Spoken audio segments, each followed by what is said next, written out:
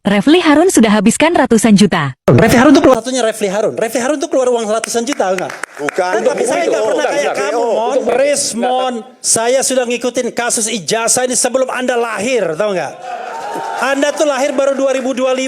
Saya itu sudah memberitakan kasus ini, meneliti kasus ini sejak 2022. Orang tahu semua. Anda anak kemarin sore. Udahlah. Anda itu kan nggak tahu kita dari mana. Tapi bahwa faktanya Anda memberikan uang untuk buku ini. Ya udahlah, itu kan itu Ratusan juta tadi yang sampaikan. Itu soal pinjaman dan lain Bukan di sebagainya, itu awal. gampang ya. Nggak ada. Ya. Ada. Ke dokter Tifa mungkin Anda Itu nggak tahu. kamu nggak ngerti, itu makanya. Jadi Oke. tanya ada faktanya kan, ada saksinya. Jadi gini nih, yang namanya sepanjang saya tahu, mereka ini tidak bertindak sebagai manajemen, tetapi sebagai writer, sebagai penulis.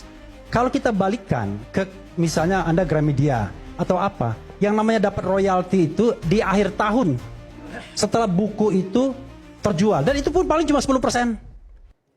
Rismond ini yang panjang saya tahu, itu paling tidak dia dapat 2 kali, 20 juta dan 30 juta. 50 juta. Iya, 50 juta. 20 juta itu dia baik. Alasannya untuk Bambang Tri, saya minta bagian royalti saya. Karena dia baik, dia mau nyumbang Bambang Tri. 30 juta ketika dia mau diperiksa kalau tidak salah. Karena dia takut dan khawatir sekali istrinya, dia bilang nggak ada duit. Maka kemudian, ya kan? Makanya. Iya, bentar, dengar dulu. Belum. Dengar dulu saya, ya. Oke, silakan. Nah, sepanjang yang saya tahu, itu sependek yang saya tahu, paling tidak dia sudah terima uang. Mau jumlahnya 20 juta, 30 juta dan lain sebagainya, itu dia terima uang. Mas Roy itu sampai sekarang dia nggak pernah ngitung uangnya. Itu satu, gitu ya. Ya. Jadi memang pikiran dia uang. Berjuangnya enggak. Gitu ya. Ya. Saya itu menjual buku, nyumbang juga, sepeser pun enggak. Saya minta uangnya. Dibayar enggak? Dibayar enggak. Dari pengacara. Yang namanya RH Channel itu selalu kemudian. Tapi YouTube-nya kan gede. Ya itu kan pribadi saya. Oke. Tetapi jangan salah, penurunan saya juga drastis. Maksudnya? Ya karena saya habis waktu saya untuk ngurusin mereka kan. Oke. Bang, jangan dong, Bang, jangan. Iya, jangan, udah. Saya mengatakan, inilah jahatnya orang yang bernama Joko Widodo. Itu, Bang. Kenapa jahat?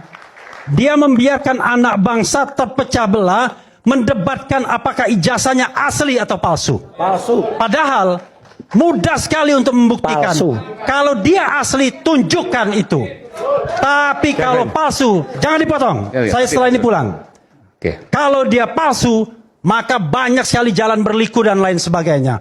Embos lah, inilah dan lain sebagainya. Padahal, kalau dia seorang negarawan, kita tantang malam ini, tunjukkan ijazahnya yang katanya asli, yang sudah ditunjukkan di Polda Metro Jaya pada tanggal 15 Desember 2025. Undang press conference, undang Roy Suryo, undang Rismond Sianipar, undang semua pakar telematika dan digital forensik seluruh dunia ini untuk menyoroti itu dan kemudian mengadakan konferensi internasional membuktikan apakah yang ditunjukkan pada tanggal 15 Desember 2025 itu satu-satunya spesimen yang dianggap asli. Tidak ada spesimen lain yang dibilang asli kecuali spesimen itu, maka kita akan mendapatkan jawaban yang konkret. Tetapi karena dia jahat, setiap hari, setiap saat kita bertengkar.